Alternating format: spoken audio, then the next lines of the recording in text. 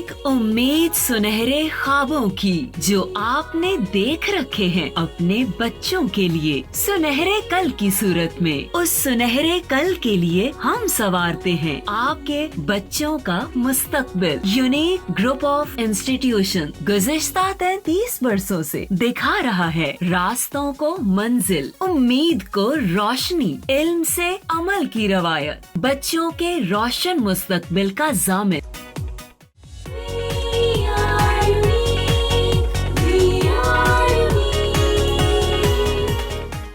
बिस्मिल्लाहिर्रहमानिर्रहीम। अस्सलामु अलैकुम तमाम स्टूडेंट्स, मेरा नाम मोहम्मद तारिक है। तो स्टूडेंट्स, आज हम lecture number 50 10th class chemistry का डिस्कस करेंगे। स्टूडेंट्स, यू नो कि हमारा चैप्टर तकरीबन कंप्लीट हो चुका है और हम चैप्टर नंबर 11 ख़त्म होने वाला है, ऑर्गेनिक केमिस्ट्री है। आज पेज नंबर आपके पास टेक्स्ट बुक का है 73। आज हम टेस्ट और सेल्फ डिस्कस करेंगे। लास्ट टाइम हमने ये डिस्कस नहीं किया था, तो टेस्ट और सेल्फ 11.4 ये हम डिस्कस करेंगे। और उसके बाद नोट्स में आपके पास जो पेज नंबर है that is page number 74। Notes में पेज नंबर 74 है और टेक्स्ट बुक में पेज नंबर 73 है। तो यूनिक नोट्स से वैसे आप इसको तैयार करेंगे, ठीक है, वहाँ पर बिल्कुल सही आंसर दिए हुए हैं, लेकिन मैं आपको मार्क भी करवा देता हूँ टेक्स्ट बुक से। देखें जी बेटा, 73 पेज पे हमारे पास पहला क्वेश्चन है, what is the functional group of an ester. Ester का फंक्शनल ग्रुप बताना है बेटा। ये हम ऑलरेडी पढ़ चुके हैं। पेज नंबर आए ज़रा 69 पे, टेक्स्ट बुक का पेज नंबर 69। यहाँ पर मैं आंसर साथ मेंशन करता जाऊँगा कहाँ कहाँ पे हैं, कौन कौन से पेज पे हैं जी।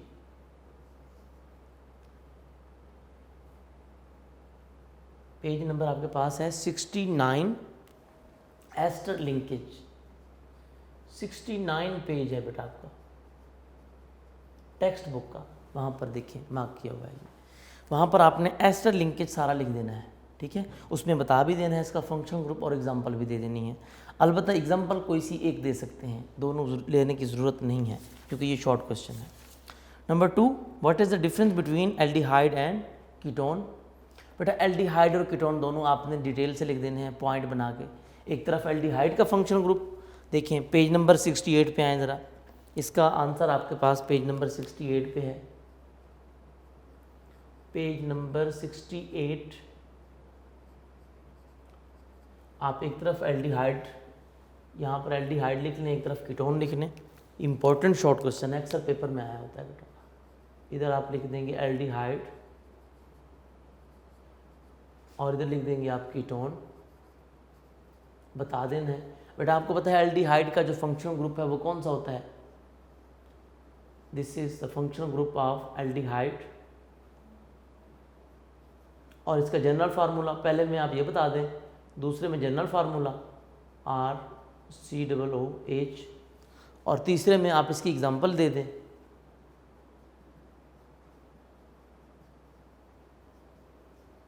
सेम है, पहले ने बता दें कीटोन का फंक्शनल ग्रुप क्या होता है। आपको पता है ये उसका फंक्शनल ग्रुप होता है कीटोन का। सेंटेंस बना के लिखना है, सिर्फ ये नहीं लिख देना जैसे वहाँ पर लिखा हुआ है बुक में। और दूसरे में आपने उसका जनरल फार्मूला बता देना है RCOOR', और बता देना है कि R and R' are alkyl groups, they may be same और डिफरेंट। तीसरे में एग्जांपल दे देनी है आपने। क्लियर। आपने इसकी एग्जांपल भी दे देनी है, इसकी भी। बेशक एक एक एग्जांपल दे दें, दोनों एग्जांपल्स ना दें, विद नेम आप इनकी एग्जांपल देंगे, बस ये डिफरेंस हो जाएगा। इसमें नोट्स में सही तरीके से बनाया गया है, इसको बता दिया है। नेक्स्ट हमारे पास यानी ये पेज नंबर 68 पे और पेज नंबर 69 पे इसका आंसर था। एल्डिहाइडिक ग्रुप और कीटोनिक ग्रुप दोनों आपने लिख देने हैं। Next, give the function group of alkenes and alkynes. ये भी हमने पढ़ा था, अल्कीन्स में डबल बॉन्ड होता है और अल्काइंस में ट्रिपल बॉन्ड होता है। इसका आंसर बेटा आपके पास है पेज नंबर 71 पे। Page number 71 text book page number 71, वहाँ पर देखिए क्या लिखा हुआ है, जो टेबल बना हुआ है आपके उसके नीचे बिल्कुल डबल एंड ट्रिपल बॉन्ड, तो आपने बताना है कि डबल बॉन्ड की बात करनी है और ट्रिपल बॉन्ड कंप्लीट लिखना है आपने। क्लियर? एल्कीन और अल्काइन को एक्सप्लेन करना है, इससे आपकी मतलब डेफिनेशन भी हो जाएगी। नंबर 4 शॉर्ट क्वेश्चन क्या है इसका जी हमारे पास, वो है बेटा how is alcohol tested. Alcohol का टेस्ट बताना है।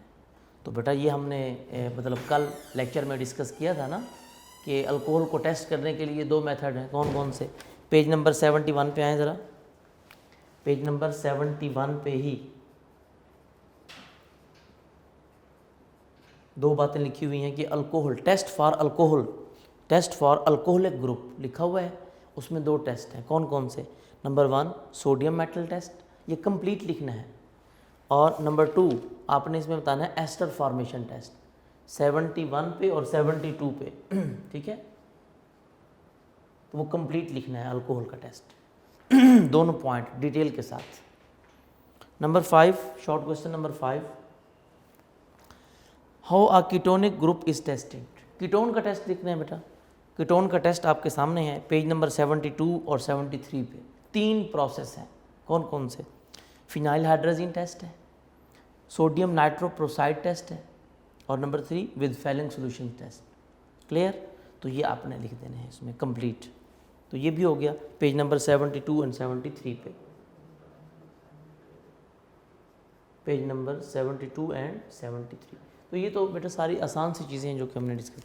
अच्छा मुझे याद आ गया बेटा, आपको मैंने बताया था कि लास्ट टेस्ट योरसेल्फ जो हम रिसेंटली जो हमने किया था ना, टेस्ट योरसेल्फ 11.3, इसमें देखिए मैंने एक क्वेश्चन आपको दिया था सेल्फ असेसमेंट के लिए जो कि बहुत इजी था। मैंने कहा था पेज नंबर 65 पे हैं सारे बच्चे, our existence owe to organic compounds comment, कि हमारे ऑर्गेनिक कंपाउंड्स जो है वो ज़रूरी है हमारे लिए, हमारी बका के लिए, हमारी एग्जिस्टेंस के लिए। यानी हमारी एग्जिस्टेंस किस चीज़ से है? ऑर्गेनिक कंपाउंड से है। ऑर्गेनिक कंपाउंड्स हैं तो हम हैं, ऐसे ही था ना इसका मतलब। तो कमेंट देना है, तो क्या कमेंट आपने सोचा बेटा? नोट्स में भी तो लिखा है, लेकिन आप देखिए बेटा, आप इसका आंसर ये दे सकते हैं कि डेली लाइफ में हम जितनी भी चीज़ें यूज़ करते हैं, मोस्टली फूड आइटम्स, खाने पीने के लिए, carbohydrates, proteins, fats, oils, vitamins, etc, सारी चीज़ें जो हैं ये क्या हैं? ऑर्गेनिक हैं। तो जब फूड आइटम्स ही टोटल, यानी फूड आइटम्स भी सारे ऑर्गेनिक हैं, इवन हम पहनने के लिए शूज़, ड्रेस, ईटीसी, तमाम की तमाम चीज़ें जो कि हमारी बेसिक नीड है, वो सारी की सारी चीज़ें क्या हैं? ऑर्गेनिक है। दैट्स वाई, ये उसकी रीज़न थी। तो इसका आंसर वैसे टेक्स्ट बुक में भी है, मैं मार्क करवा देता हूँ। पेज नंबर 65 पे जो यूजेस ऑफ ऑर्गेनिक कंपाउंड्स का पैराग्राफ है, देखें जहाँ पर लिखा हुआ है no doubt 1000 of organic compounds are synthesised naturally by animals and plants, but million of organic compounds are being prepared in the laboratories by the chemists because these compounds are the part of everything। यहाँ से answer लिखेंगे, because से आप लिखेंगे कि our existence owe to organic compounds because, sentence बना देंगे, because से लेकर आंसर लिखेंगे, because these compounds are part of everything from food we eat to the various items we use in daily life to fulfil our needs. Mean food items, carbohydrates, और उसके बाद तमाम के तमाम, बेशक यूजेज में से ये बता दें, यानी इन द फील्ड ऑफ आप लिख सकते हैं medicine, in food, clothing, fuel, medicines and raw materials etc, ये भी आप लिख सकते हैं। राइट, ये टेस्ट टू सेल्फ हमारा हो गया। उसके बाद हम इसमें बेटा यहाँ पर देखें एक चीज़ है, यहाँ पर 73 पेज पे ही, pharmaceutical chemists work towards the partial and the total synthesis of effective drugs. वो ये कहना चाह रहा है कि फार्मास्यूटिकल जो केमिस्ट हैं वो बहुत ज़्यादा इफ़ेक्टिव ड्रग्स बना रहे हैं। तो जाहिर सी बात है उसमें कौन सी चीज़ जो है इन्वॉल्व है? ऑर्गेनिक कंपाउंड्स भी इन्वॉल्व है, यानी केमिस्ट्री इन्वॉल्व है उसमें। तो वो बताना चाह रहा है कि ये क्या है, कैसे है। ठीक है, तो आजकल आपको पता है अच्छी से अच्छी बेटा मेडिसिन बनाई जा रही है। क्यों? ऐसी मेडिसिन बनाई जा रही हैं जिनके साइड इफ़ेक्ट्स बहुत कम हों, ऐसी मेडिसिन बनाई जा रही हैं जिनके साइड इफ़ेक्ट ना हों या हों तो बहुत कम हों, मीन इस तरीके से आप कह सकते हैं। तो वो कहता है कि सोसाइटी साइंस एंड टेक्नोलॉजी में ये आपकी इन्फॉर्मेशन के लिए कुछ बातें बताई जाती हैं, जो हम रीड कर लेते हैं। MCQs या शॉर्ट क्वेश्चन इसमें से बन सकता है। क्लियर जी। Synthesis of effective drugs to control the epidemics and fatal diseases is the need of the society. जाहिर सी बात है बेटा, आजकल जिस तरह आप देख रहे हैं कि कोरोना ने कितना तबाही मचाई है पूरी दुनिया में, तो आप देखें कि इस किस्म की पेंडेमिक डिजीज़ हो, एपिडेमिक जितनी भी हैं, मतलब जानलेवा बीमारियां जितनी भी हैं, ख़तरनाक बीमारियां, तो उनको कंट्रोल करने के लिए, उनको ख़त्म करने के लिए, उनको क्यूर करने के लिए, उनके ट्रीटमेंट के लिए मतलब बहुत सारी मेडिसिन्स की ज़रूरत है। आए दिन कोई ना कोई मामला, कभी डेंगू आपने देखा होगा, ठीक है, कभी कोई वायरस आ गया, कभी कोई वायरस आ गया, तो मीन इस तरह के प्रॉब्लम्स चलते रहते हैं जी। The responsibility to synthesise effective drugs is of pharmaceutical chemist. बिल्कुल, ये फार्मास्यूटिकल केमिस्ट हैं, उनकी रिस्पॉन्सिबिलिटी है। They can evaluate the efficiency and safety of these drugs. They make the drugs more and more effective by reducing their side effects and enhancing potency. Right? तो ये बातें बताई गई हैं, यानी ये उनका रोल है, जो उनकी रिस्पॉन्सिबिलिटीज़ हैं। शॉर्ट क्वेश्चन बन सकता है, बना लें। What are the responsibilities of pharmaceutical chemist? What are the responsibilities of pharmaceutical chemist? ये शॉर्ट क्वेश्चन बना लें। उसका आंसर फिर आप क्या लिखेंगे कि उनकी रिस्पॉन्सिबिलिटी क्या है। फिर आप सेकेंड लाइन से the responsibility to synthesise effective drugs is of pharmaceutical chemist, वो कौन कौन सी हैं? Are number 1, they can evaluate the efficiency and safety of this drugs. Number 2, they make the drugs more and more effective by reducing their side effects and enhancing potency। ये हो गया। उसके बाद पेज नंबर 69 पे आए सारे बच्चे, वहाँ पर इंटरेस्टिंग इन्फॉर्मेशन है हमारे पास, ठीक है। तो देखिए इसमें यहाँ पर 69 पेज पे इंटरेस्टिंग इन्फॉर्मेशन है, बड़ी इम्पोर्टेंट। तो इसके ऊपर लिख लें important short question and MCQs। इसमें से एक दफ़ा MCQs आ भी चुका है और शॉर्ट क्वेश्चन भी आ चुका है बोर्ड में, ठीक है जी। वो क्या है बेटा? Number 1, perfumes often contain rose oil. ये MCQ आ सकता है कि परफ्यूम्स में कौन सी चीज़ होती है? रोज़ ऑयल होता है। Which consist of distinct smell giving the organic compound geraniol. ठीक है ना, जेरेनियोल कहा गया है बेटा। तो ये क्या है जेरेनियोल? अक्सर में आखिर में लास्ट में नेम देखा होगा इसका आपने, इसमें ओल लिखा हुआ है। जेरेनियोल क्या है? ये एक ऑर्गेनिक कंपाउंड है, आप समझ लें। जेरेनियोल, ठीक है। तो ये जेरेनियोल जो है बेटा, जेरेनियोल बेटा क्या है एक्चुअली? ये एक ऐसा कंपाउंड है, इसमें बहुत ही प्लेजेंट ऑडोर होती है, प्लेजेंट ऑडोर उसकी होती है। यानी ये जेरेनियोल एक्चुअली एक किस्म का अल्कोहल है। ये क्या है? अल्कोहल है। जेरेनियोल अल्कोहल है, इसके आखिर में OL है। मतलब मेथनॉल, एथेनॉल जिसे होते हैं, वैसे ही एक क्या है? जेरेनियोल। जेरेनियोल इसका नाम है। इसमें ये एक किस्म का अल्कोहल है, और ऐसा अल्कोहल है जिसकी आडोर क्या होती है? बहुत ही प्लेजेंट, बहुत ही अच्छी फ्रेगरेंस होती है इसमें। आमतौर पर जो आपने देखा होगा, हम जो खुशबू वगैरह, इतर वगैरह हम लगाते हैं, ठीक है, तो उनका जो इस्तेमाल करते हैं उसमें ये यूज़ होता है, उसमें अल्कोहल होता है, जिसकी वजह से खुशबू फैल जाती है, स्प्रेड हो जाती है फ्रेगरेंस उसकी। खुशबू लगा के कोई आए तो पता चलता है कि खुशबू लगाई है उसने, ठीक है। इतर वगैरह में जो खुशबू होती है वो उस किसकी वजह से उसमें यूज़ करते हैं? किसको? जेरेनियोल। यानी ये एक किस्म का अल्कोहल है, उसकी आपको मैं टर्म बता रहा हूँ। तो इसमें होता क्या है ऐसा? ये जेरेनियोल कंसिस्ट ऑफ 2 फंक्शनल ग्रुप। इसमें 2 फंक्शनल ग्रुप होते हैं। कौन कौन से? एक तो होता है जी carbon carbon double bond and hydroxyl group. लो जी, बात आ गई ना हाइड्रोक्सल वाली। अगर हाइड्रोक्सल ग्रुप होगा तो जाहिर सी बात है, हाइड्रोक्सल ग्रुप किसकी पहचान है? अभी मैंने बताया आपको, अल्कोहल की। और double carbon carbon double bond, यानी ये अनसैचुरेटेड कंपाउंड्स के साथ कौन सा ग्रुप लगा होता है? OH। यानी 2 functional group at a time होते हैं इसमें, ठीक है। तो एंड हाइड्रोक्सिल ग्रुप। ये शॉर्ट क्वेश्चन आ सकता है और एमसीक्यूज भी आ सकता है। क्लियर? एक चीज़ ये क्लियर हो गई, एक शॉर्ट क्वेश्चन कंप्लीट। दूसरा शॉर्ट क्वेश्चन अलग से है और एमसीक्यूज भी अलग से है। कौन सा? A sniffing dog can recognise the characteristic smell of a human sweat.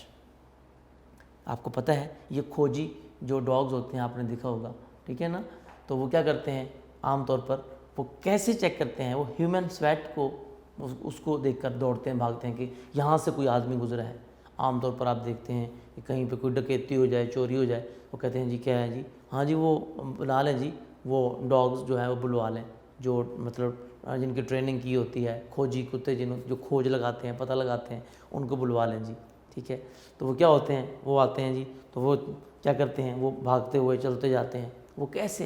वो ह्यूमन स्वेट उसको मतलब सूंघ के चलते हैं वो, ठीक है। अच्छा जी, उसके बाद each person sweat contain a unique blend of carboxylic acid. वो कहते हैं कि अब देखिए अल्लाह ताला की कुदरत, हर इंसान का जो स्वेट है यानी पसीना है वो डिफरेंट है, वो एक दूसरे से बिल्कुल डिफरेंट है, एंटायरली डिफरेंट है। ये अल्लाह ताला की कुदरत है, ठीक है। क्यों? Unique blend of carboxylic acid, यानी उसमें मिक्सचर होता है, ब्लेंड मीन मिक्सचर, बहुत ज़्यादा कार्बोक्सिलिक एसिड के ग्रुप होते हैं, किसी में कम किसी में ज़्यादा, हर इंसान का अलग अलग से है, सेम किसी का नहीं है, इसीलिए यूनिक का वर्ड यूज़ किया है। यूनिक का मतलब होता है जिस जैसा कोई ना हो, ठीक है। तो हर इंसान में एक स्पेशल किस्म का स्पेसिफिक उसका ह्यूमन स्वेट मतलब होता है, जिससे वो क्या करते हैं, पता लगा लेते हैं, पता चल जाता है, ठीक है। किसी भी दो इंसानों का ह्यूमन स्वेट जो है वो एक जैसा नहीं होगा, उसकी जो कंपोजिशन होगी, जो मिक्सचर होगा कार्बोक्सिलिक एसिड, वो डिफरेंट होगा। ये भी एमसीक्यूज आ सकता है बेटा। क्लियर?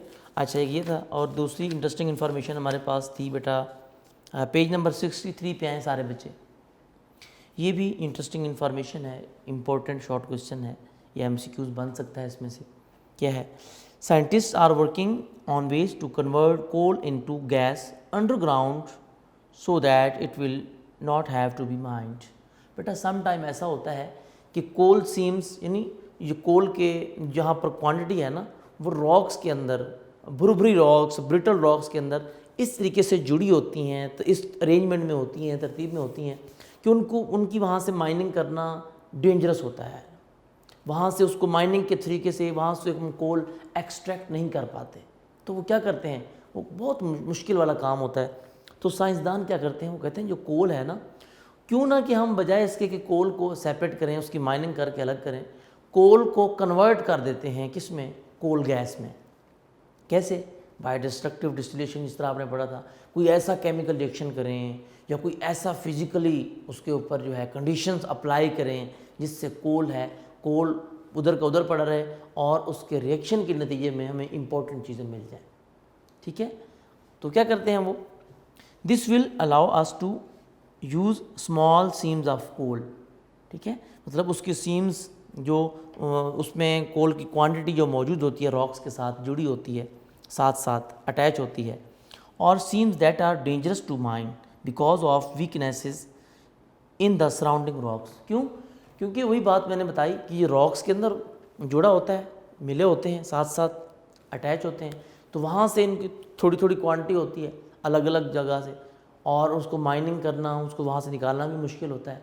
तो वो क्या करते हैं, मतलब वो कहते हैं साइंटिस्ट जो है ना, इस पे कोशिश कर रहे हैं कि वो वहाँ से उनको कैसे कोल गैस में या उसकी जो इम्पोर्टेंट चीज़ें हैं उसको कैसे वहाँ से एक्सट्रैक्ट किया जाए, ठीक है, कि वो डेंजरस भी ना हो, कोल ज़ाया भी ना हो, और वहाँ से जो उससे चीज़ें मिल सकती हैं वो भी हम हासिल कर लें, ठीक है। ये एक इम्पॉर्टेंट बात है। अब आ जाएं बेटा तमाम बच्चे एक्सरसाइज के एमसीक्यूज़ पे। जी, एक्सरसाइज के एमसीक्यूज़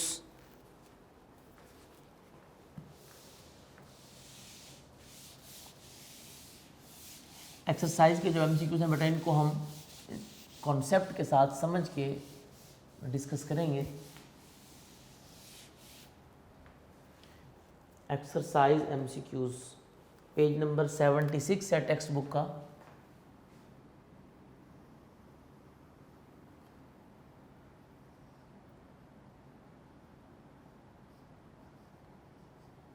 एक्सरसाइज एमसीक्यूज़ ठीक है, तो ये डिस्कस करेंगे। टेक्स्ट बुक का पेज नंबर बेटा आपके पास है 76,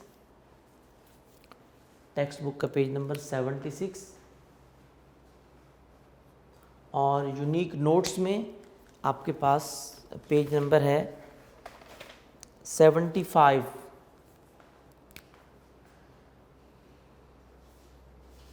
ठीक है, तो स्टूडेंट्स हम MCQs को साथ साथ डिस्कस करते जाएंगे। जी बेटा, सबसे पहला हमारे पास जो MCQs है पेज नंबर 76 पे, जी put a tick on the correct answer. आपने बेशक इसको सर्कल करते जाएं, वो ज़्यादा इजी है आपके लिए, टिक की बजाय सर्कल कर दें, क्योंकि पेपर में वैसे भी आपने जो बबल फिल करने होते हैं लाइक अ सर्कल, तो आप जी बेटा आसान MCQs हैं बहुत ही, हमने पूरा चैप्टर पढ़ा है तो इसमें कोई चीज़ ऐसी नहीं है जो कि डिस्कस ना की हो। The ability of carbon atoms to form chains is called catenation, B option होगा पहले का। मैं इसके आंसर साथ साथ बेटा लिखते जाऊंगा। पहले का आपके पास कौन सा ऑप्शन होगा? बी। पहले का बी ऑप्शन है catenation, B option, circle B, catenation. दूसरा MCQs हमारे पास क्या है बेटा? Coal having 90% carbon content is anthracite. बेटा 90% है तो अंडरस्टूड सी बात है, क्या होगा? Anthracite, C option, anthracite. Main component of natural gas students you know that is methane, क्योंकि 85% होती है तो मेन पार्ट जो उसका होता है वो क्या होता है? मीथेन। मीथेन ए ऑप्शन बेटा इसका। MCQs नंबर 4 जी, 4 MCQs में क्या है? The strong heating of coal in the retorts in the absence of air. Retorts बेटा जहाँ पर ये प्रोसेस किया जा रहा होता है ना उसको रेटॉर्ट्स कहा जाता है, यानी जहाँ पर कोल को हीट किया जा रहा होता है जिस जगह पे, उसको रेटॉर्ट्स कहा जाता है। ठीक है ना? अच्छा, तो यहाँ पर कंफ्यूज नहीं होना आपने, रेटॉर्ट्स एक नया वर्ड लिखा गया यहाँ पे। Destructive distillation, D option, D option, destructive distillation.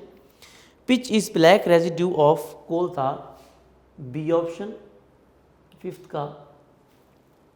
जी 6 का फिर आ गया बेटा, natural gas is 85% methane, it is use to make carbon black, A option, carbon black. बेटा हमने पढ़ा था, देख सकते हैं आप, इंपॉर्टेंस ऑफ नेचुरल गैस में मैंने बताया था आपको, पेज नंबर है आपके पास 64 टेक्स्ट बुक का, वहाँ पर देख सकते हैं आप। Natural gas is used as fuel in homes as well as industries, it is used as fuel in automobile as compressed natural gas, natural gas is also used to make carbon black and fertiliser. तो यहाँ पर देखें fertiliser का option नहीं है तो carbon black लगाएंगे हम। नेक्स्ट MCQs नंबर 7, MCQs नंबर 7 जी हमारे पास है जी। Which one of the following does not contain starch. Starch किस में नहीं होता? शुगर कैन, शुगर कैन में नहीं होता बेटा, ए ऑप्शन, क्योंकि बाकी सारे के सारे जितनी चीज़ें हैं, मेज़, बार्ले, पोटैटोज, ये सारी की सारी चीज़ें इनमें स्टार्च होता है, लेकिन शुगर कैन में नहीं होता, शुगर कैन में नहीं होता, ध्यान में रखिएगा। नंबर 8 नंबर पे हमारे पास ये है, पेट्रोलियम इज़ रिफाइंड। पेट्रोलियम की रिफाइनिंग कैसे की जाती है? पेट्रोलियम लिक्विड है, इसकी फ्रैक्शनल डिस्टिलेशन होती है, बी ऑप्शन, मैंने बताया था, द डिटेल में समझाया था आपको, बी ऑप्शन। नंबर 9 हमारे पास है बेटा, in laboratory urea was prepared by. आपको पता है बेटा लेबॉर्ट्री में first time in the history urea किसने सिंथेसाइज की थी? वूलर ने, ए ऑप्शन। MCQs नंबर 10 जी, general formula of alkyl radical is. बेटा आपको पता है दैट वाज CnH2n+1, ये अल्काइल रेडिकल का फार्मूला था। ठीक है, इसका ऑप्शन यहाँ पर सी है, सी ऑप्शन, CnH2n+1 ख्याल करना है। ठीक है, अच्छा नेक्स्ट 11 हमारे पास MCQs आ गया। जनरल फार्मूला ऑफ, ये हो गया, identify which one of the following compound is a ketone. बेटा आपको कीटोन की एग्जांपल याद होगी, कैसे? कार्बन का डबल बॉन्ड ऑक्सीजन के साथ, इधर भी CH3, एक एग्जांपल आपने पढ़ी थी, इधर भी CH3, एसीटोन की एग्जांपल पढ़ी थी।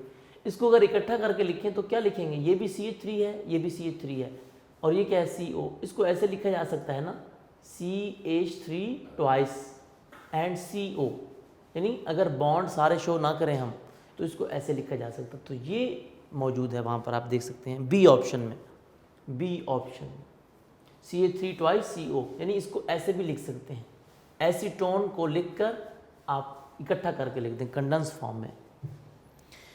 नंबर 12 हमारे पास है जी, the function group of bond COOH is found in carboxylic acid. क्यों? क्योंकि हमें पता है, हम इसका ऑप्शन हमारे पास ए आएगा। कैसे बेटा? आपको पता है आप इसको ऐसे लिखते थे, carbon double bond oxygen and OH, और इसको इकट्ठा लिखते थे तो ऐसे लिखा जा सकता है। MCQs नंबर 13 हमारे पास आ गया जी, which one of the following statement is not true about fossil fuels. Fossil fuels के बारे में एक बात गलत लिखी हुई है, कौन सी? चलिए पहले जो ठीक बातें हैं वो भी देखते हैं साथ साथ। नंबर ए पार्ट पे है, ए में लिखा है दे ऑल कंटेन कार्बन, जाहिर है ठीक है, ये तो बात सच है। नंबर 2 दे आर रिन्यूएबल, इनको रिन्यू नहीं किया जा सकता, ये गलत है, ये नॉन रिन्यूएबल सोर्सेज हैं। आपने क्लास 9th में भी पढ़ा होगा फिजिक्स में कि जो मतलब ये जो चीज़ें हैं सारी की सारी हम डिस्कस करते हैं, fossil fuels they are non renewable, ये रिन्यूएबल नहीं है, ये बात गलत है, ये फॉल्स स्टेटमेंट है। 14 हमारे पास MCQs, which one of the following is the hardest coal. कौन सा हार्डेस्ट कोल? हार्ड कोल कौन सा होता है बेटा इनमें सबसे ज़्यादा? एंथ्रासाइट होता है बेटा, आपको पता है, डी ऑप्शन एंथ्रासाइट, जो कि सुपीरियर क्वालिटी ऑफ कोल है। ये क्लासिफिकेशन ऑफ कोल में मैंने बताया था आपको, ठीक है। अच्छा, और 90% कार्बन होता है इसमें, ठीक है। अच्छा, उसके बाद 15 MCQ 15 में क्या है जी, in which of the following groups oxygen is attached on both sides of carbon atoms. Ether, बेटा ईथर में होता था ना, कैसे? कार्बन ऑक्सीजन कार्बन, आपको याद होगा, ये आपने एग्जांपल पढ़ी थी ना, ये ईथर में होता था, ईथर लिंकेज। आप बेशक देख सकते हैं कि उसमें ऑक्सीजन सेंटर में है, दोनों तरफ कार्बन है, ये बी ऑप्शन ईथर। 16 जी, carbonisation is process is the conversion of wood into coal. बेटा वुड इनटू कोल आपने पढ़ा था, C option wood into coal. Wood से वुड का कोल में कन्वर्ट होना क्या कहलाता है? कार्बनाइजेशन। नेक्स्ट 17 हमारे 17 MCQs,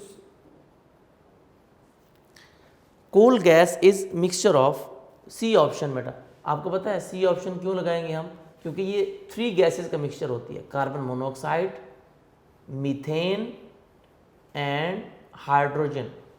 carbon monoxide, methane and hydrogen gas, ये 3 गैसें हैं, ठीक है। ये आपने पढ़ा था कोल मतलब सॉरी उसमें आपने, हाँ कोल गैस में, याद होगा कोल गैस के टॉपिक में आपने इसको पढ़ा था, कोल गैस, वहाँ पर आपने इसको डिस्कस किया था, क्लियर। कोल गैस वाला डिस्ट्रक्टिव डिस्टिलेशन ऑफ कोल में। नेक्स्ट 18 हमारे पास है जी, which one of the following is a synthetic fibre. यानी 3 ऐसे हैं जो नेचुरल फाइबर हैं, एक है जो सिंथेटिक फाइबर है। कॉटन, वूल, नायलॉन। नायलॉन बेटा सी ऑप्शन, ये जो है सिंथेटिक है, क्योंकि कॉटन, वूल एंड सिल्क जो है ये नेचुरल है। नंबर 19 सेकेंड लास्ट MCQs हमारा, वो क्या है बेटा? Which one of the following is not a fossil fuel. Coal, natural gas, biogas, petroleum. बेटा सी ऑप्शन बायोगैस, क्योंकि बायोगैस जो है ये कोई फॉसिल फ्यूल नहीं है। कोल, पेट्रोलियम, नेचुरल गैस ये फॉसिल फ्यूल हैं।